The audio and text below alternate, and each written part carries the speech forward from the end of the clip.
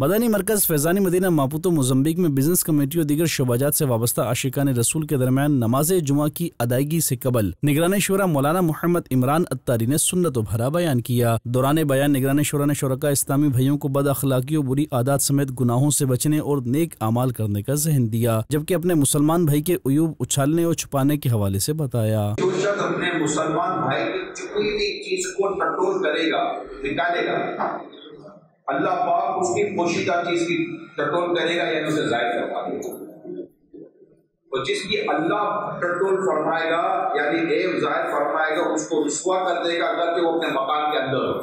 نماز جمعہ کی ادائیگی کے بعد نگران شورا نے دعا کروائی اور اختتام پر صلاۃ و سلام پڑھا گیا۔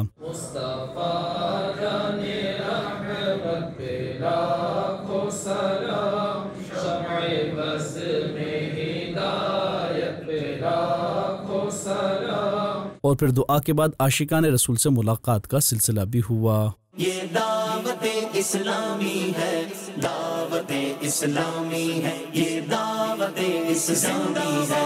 دوسری جانب ماپوتو کی مسجد حسن حسین میں نماز کی ادائیگی کے بعد نگران شورا نے درس دیتے ہوئے نیکی کی دعوت عام کی۔ اس موقع پر مفتی عبدالنبی حمیدی اور رکن شورا حاجی محمد عطر اتاری اور دیگر مبلغین دعوت اسلامی بھی موجود تھے، جبکہ اختتام پر نگران شورا نے دعا بھی کروائی۔